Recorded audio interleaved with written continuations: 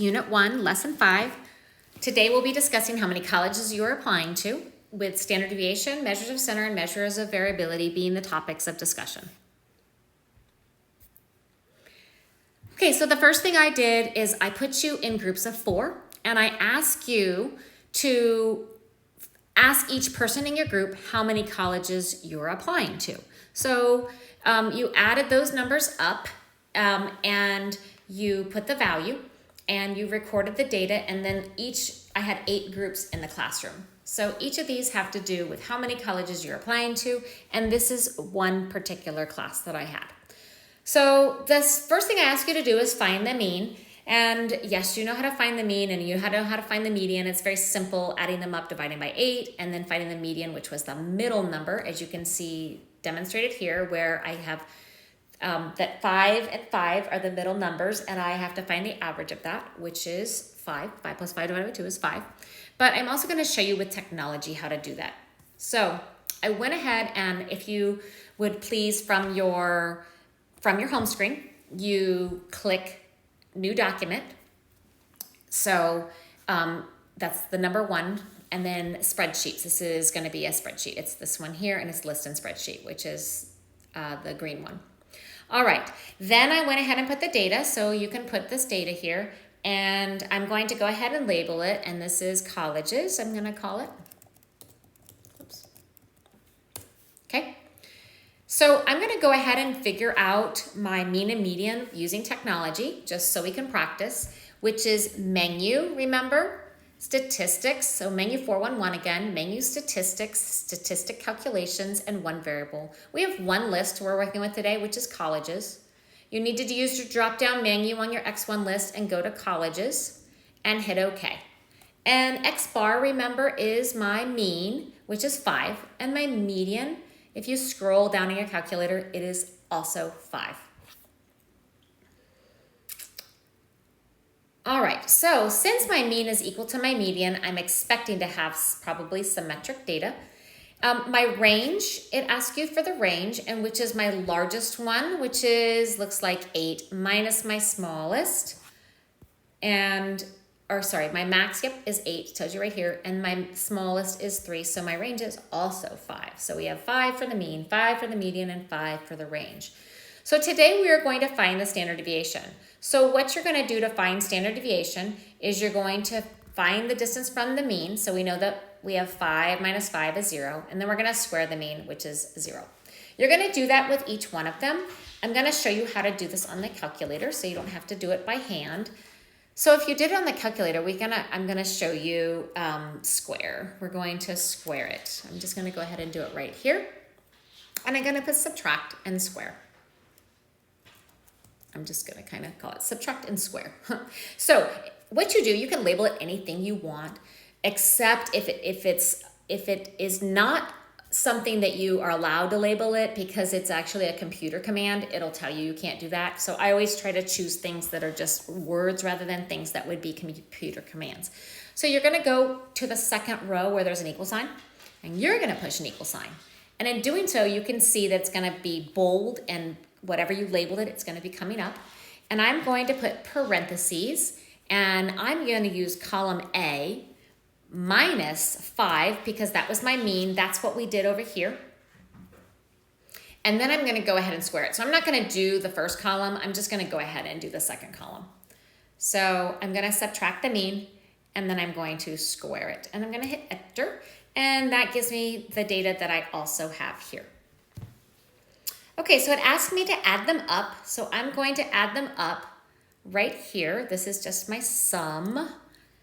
I'm going to use 2 M's, because if you use sum, S-U-M, it's actually a command. So I'm not going to do that, because I'm going to actually use it here. So I put equal sign, S-U-M, and I want to add up. I can put B1. You can just put B. I could be fancy and go B1 colon B8, but I don't really need to do that. I'm just going to, I could just put B. I put it in here, so it put it actually on the entire column. So since I put it up here, if I put it in a cell, it would have just done it on the cell, which would have been fine. So I have 20, and that's what I got here. Now, average distance from the mean, if I put 20 divided by 8, I get 2.5. If I said average distance from the mean minus 1 is 2.86. Now, let me explain what 2.5 and 2.86 are. So, first of all, let's talk about why did we subtract from the mean? Well, what I'm looking for is standard deviation. Standard deviation is the average distance each of these dots are from the mean. So let me just kind of jump to a spreadsheet. I'm going to make a spreadsheet here, and I'm going to call it colleges. There we go. So we know that my mean is right here at 5. And I'm looking for the average distance each one of these dots are from the mean. So the dot 3 is 2 away from the mean, 2 below the mean. 4 is 1 below the mean. 5 is exactly at the mean, so 0. 6 is 1 above the mean, and 8 is 3 above the mean. So I want to find what the average distance all of these dots are from the mean. So in order for me to do that, I'm going to find that distance here, and that's this first one. But we have a problem because I have negative and positive numbers, and if I add those up, I'm going to get something really close to 0. So in order to deal with my negatives, I square them all. So now I've squared them all, and I can see that I have added them up. I'm like, okay, now I've added them up, but in order to get a mean, I'm going to have to divide them by the number that I had. So this here, though, I'm not finished there, as you can see. I'm not finished because I've squared them, so now I'm going to have to find the square root. If I square root 20 divided by 8, 2.5, go back to my data.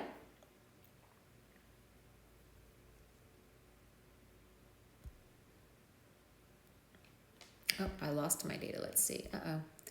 Sorry.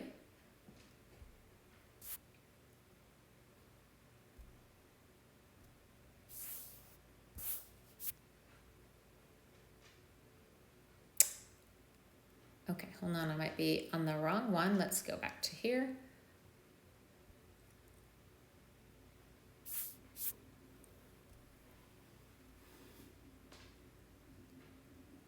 Well, you know what?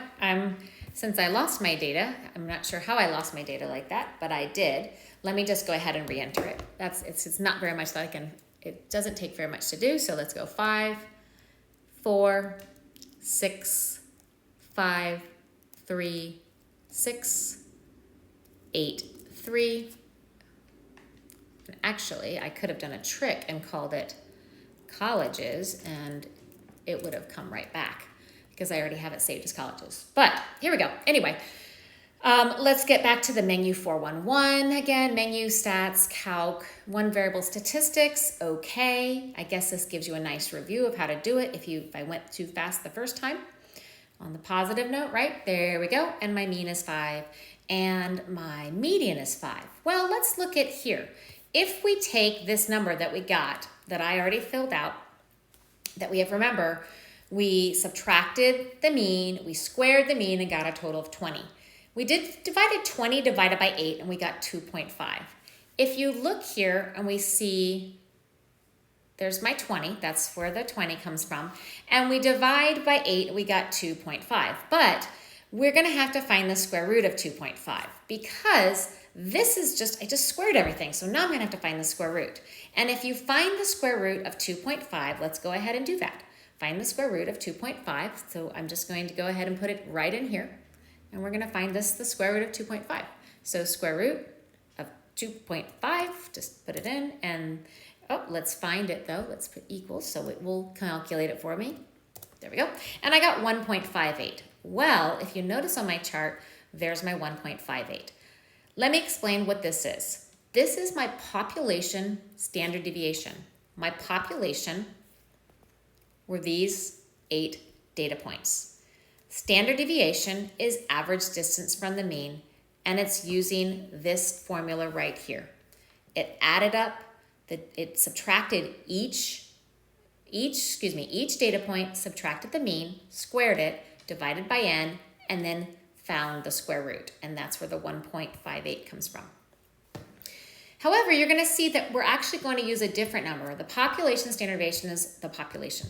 However, we rarely know the population because the point of statistics is finding a good representation of the population. For instance, it's political season now and people are running for different offices. And if candidate A wants to know how many people are going to vote or what percentage of people are going to vote for them, they're going to get a random sample of likely voters and find out what percentage are going to vote for them.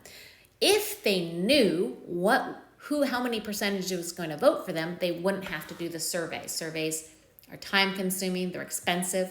They would not even go and waste their time. They'd say, oh, I know 40% are going to vote for me, and I know this is the reason they're going to vote for me, so I don't need to do that. I just need to go to work and try to get more votes. But they don't know that. So if we don't know the population, we don't know the actual data, we do something called, so this is the population when we know the actual population. We know that. But if we don't know the population and we're using an estimate, we use an estimate called a sample population, a sample standard deviation.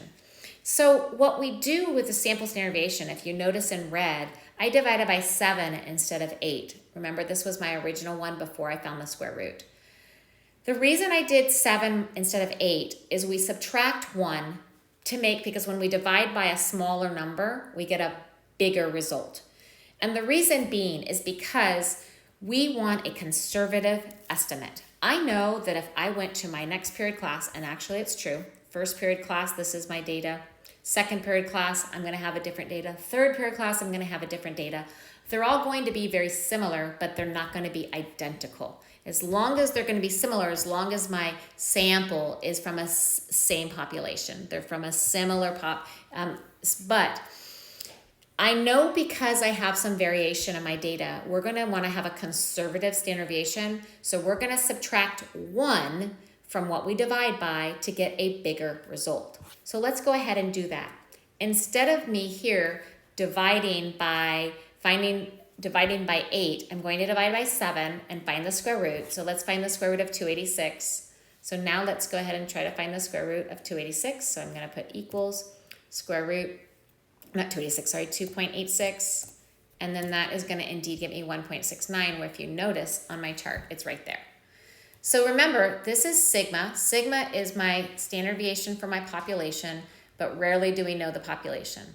We're going to be using the standard deviation for the population in the second semester. And you know when to use it because literally you'll look here and it'll say unavailable. And you will not be able to find standard deviation of a sample when it tells you you do the population. But we're going to use the sample so that we can have a good approximation of what the population is. So for now, whenever I ask for standard deviation, you're going to look for that S in your menu 411. Never again am I going to ask you to actually find the standard deviation. We're not going to be doing it by hand. Instead, you're going to be required to analyze what it means. You're welcome to go to Stacklet.com and enter the data, and you can find the same thing I'm finding, and it shows me the things I found. So the things that I wanted you to make sure that you understood today, the measures of center, you don't have to put the formula, add it up, divide by n. The median's the middle number. And of course, when do we use the mean? When my data is symmetric. When we use the median? When my data is skewed or has an outlier to represent my C for center. Remember CUS, the C is for center. Variability, remember CUSS for C is center, U is unusual features, S is shape, and the other S is spread.